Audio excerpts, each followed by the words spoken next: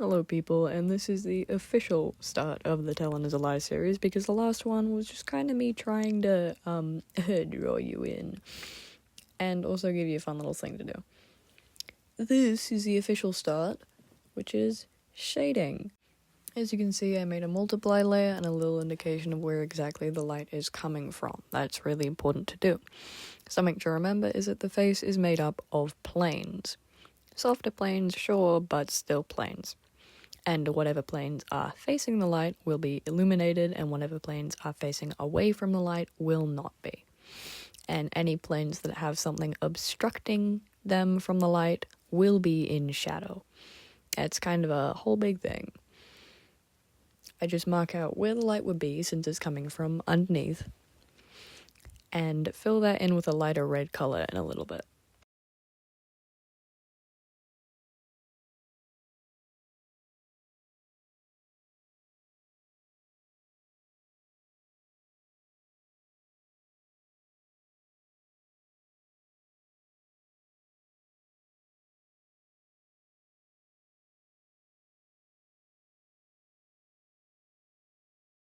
I decided to set the layer to a screen layer because it means that I don't have to work out how exactly the light color would interact with the skin, because that's a pain in the ass. And if you could find little tricks like that, I recommend using them. Another really important thing to remember is that everything far away from the light is going to be less lit, because light can only go so far.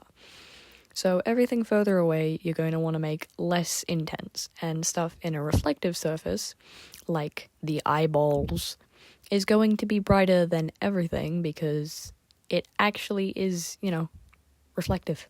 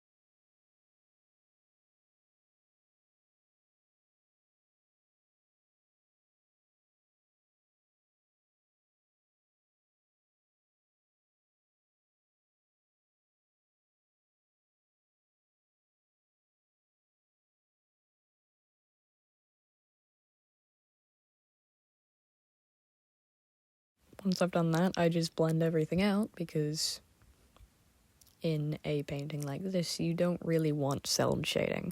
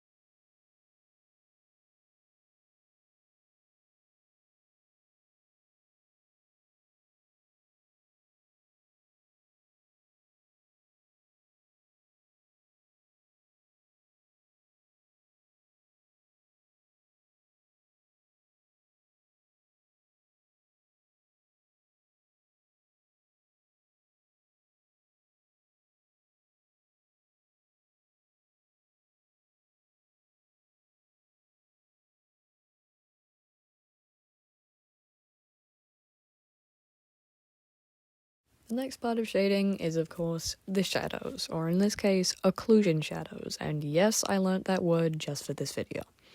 Occlusion shadows are when something is obstructing something else from the light. So if it's in a dip, or if it is, in this case, a plane that's facing upwards, it's going to be slightly more shaded than everything else.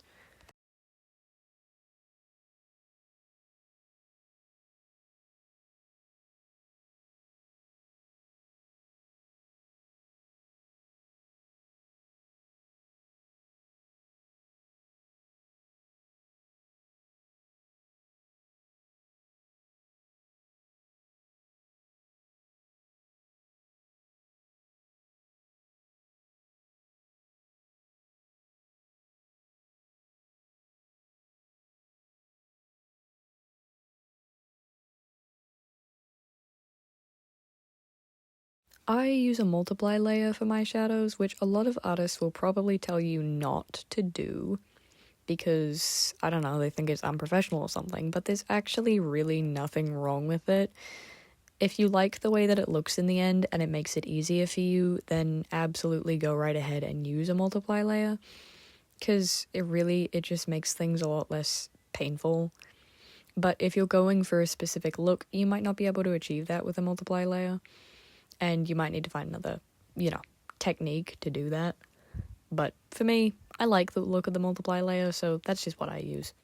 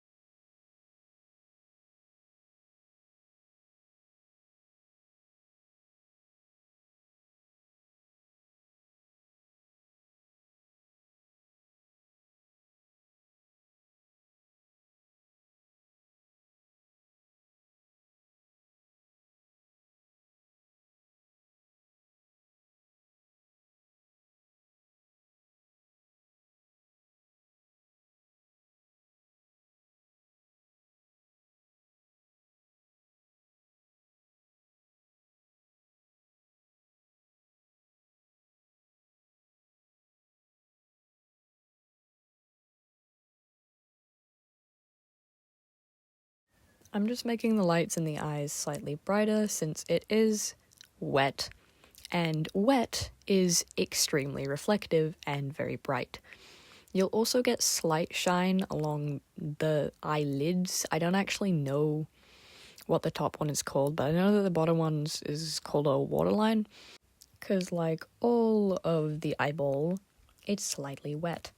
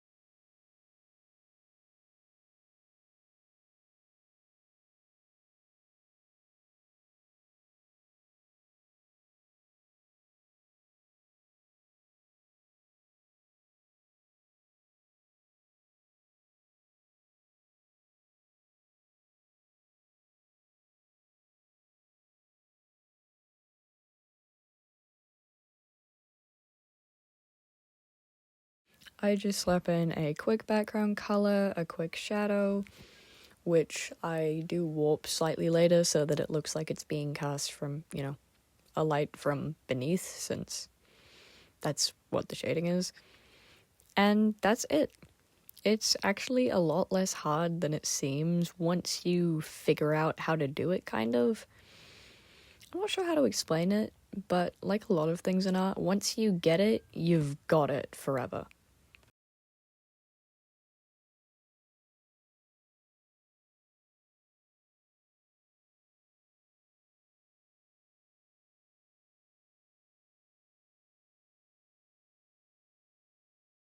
Thanks so much for watching. I hope this video was helpful. I'm sorry my little PNG guy wasn't in the corner. It's kind of late and I could not be bothered editing him in.